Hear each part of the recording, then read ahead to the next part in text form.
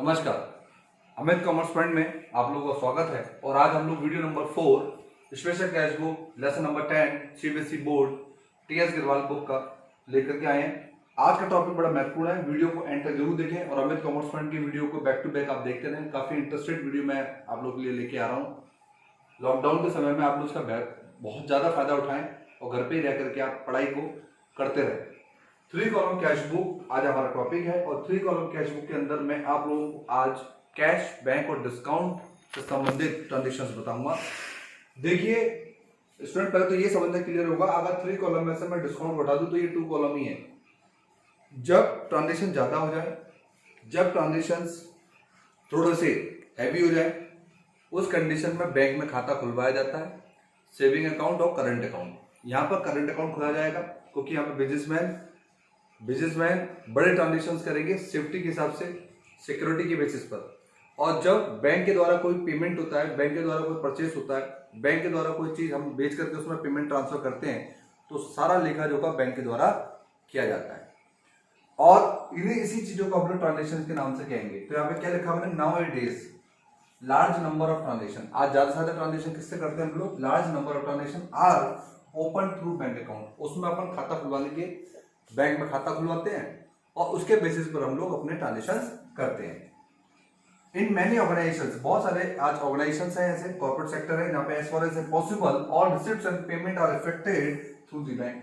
बहुत सारी रिसिप्ट्स और बहुत सारी पेमेंट आज ऑर्गेनाइजेशंस में बैंक के द्वारा आती भी है और जाती भी। हम पेमेंट भी बैंक के द्वारा करते हैं, ठीक है ना, चेक के द्वारा करते हैं, और हम रिसीव भी चेक के द्वारा करते हैं। A businessman open A current account with A bank, यानी कि करंट अकाउंट बिजनेसमैन के द्वारा बैंक में खुला जाता है। मान लीजिए एक बैंक है, कोई सा भी बैंक ले लो आप, उसमें मिस्टर शर्मा जी अकाउंटेंट है और वर्मा जी उसमें खाता खुलवाते हैं, तो वर्मा जी कस्टमर हो गए और जो बैंक में खाता खोल रहा है व्यक्ति क्लर्क, वो अकाउंटेंट हो गया। अब वो वर्मा जी के हर एक ट्रांजेक्शन को रिकॉर्ड करेगा पर्टिकुलर बाय डेट। तो वहां पर बैंक का काम क्या है? सिर्फ कस्टमर की डीलिंग करने का काम है, कस्टमर के रिकॉर्ड को मेंटेन करने का काम है। तो यहाँ पर हम लोग यही चीज समझ चुके हैं, यदि बच्चों कोई भी पेमेंट चेक से हो रहा है, कोई भी चेक इशू हो रहा है, कोई भी चेक रिसीव्ड हो रहा है, तो बेटा वो बैंक के कॉलम में जाएगा, कैश के कॉलम में नहीं जाएगा। लेकिन ध्यान रखें, जब भी चेक रिसीव्ड हो तो उसकी एंट्री आप कैश कॉलम में करेंगे, लेकिन चेक इशू होने की एंट्री आप बैंक कॉलम में करेंगे। सबसे पहले 3 कॉलम कैश बुक के अंदर आप समझें कि 3 column cash book has 2 amount, 1 for cash and second another for bank. यानी कि 3 कॉलम को हम अगर 2 कॉलम बना रहे हैं तो उसमें पहला कॉलम तो कैश और दूसरा कॉलम बैंक का बनेगा। यही साइड डेबिट में और यही साइड क्रेडिट में बनेगी। और इसमें भी रूल सिंपल कैश बुक वाले चलेंगे, इसमें भी हम लोग क्रेडिट ट्रांजेक्शंस इन्वॉल्व नहीं करेंगे।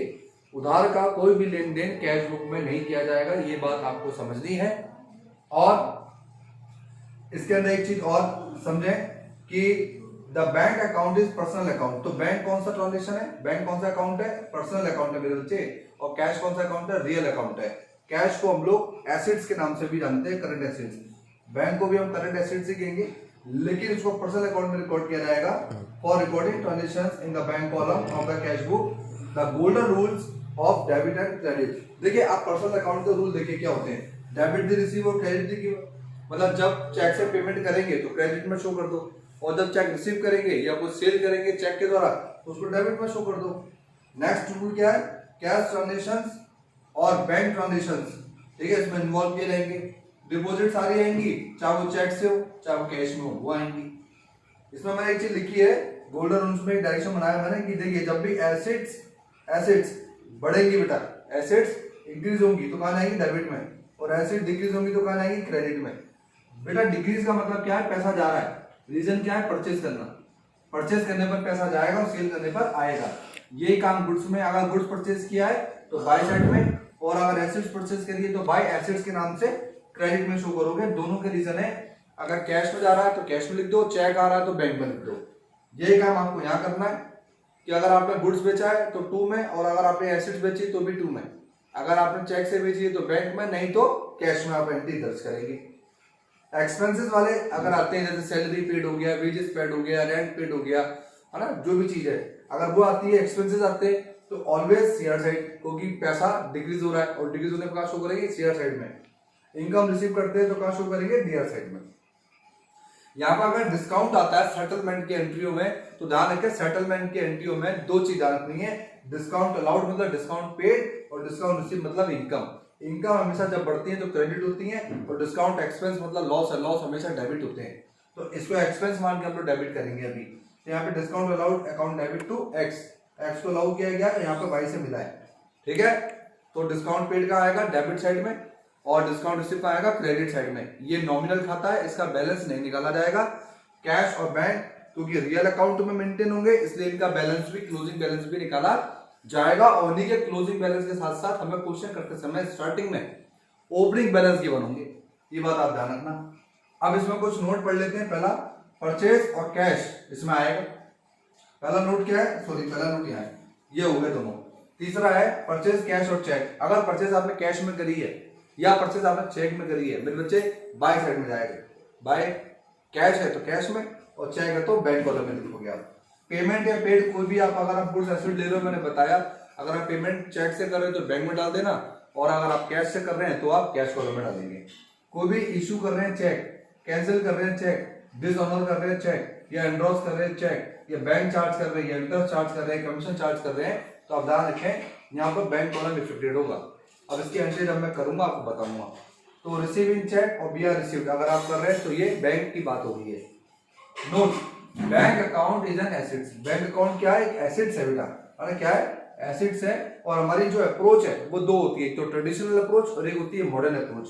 तो modern approach as a personal account as per traditional and while recording transaction in the bank column. तो हम यहाँ पर दो तरीके से रिकॉर्ड करेंगे एंट्रियां, या तो मॉडर्न अप्रोच पर या ट्रेडिशनल अप्रोच पर।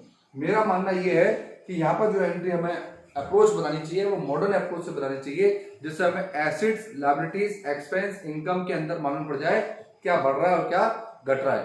बच्चों ध्यान रखना, हमेशा लायबिलिटी और इनकम का फॉर्मेट एक जैसा होता है।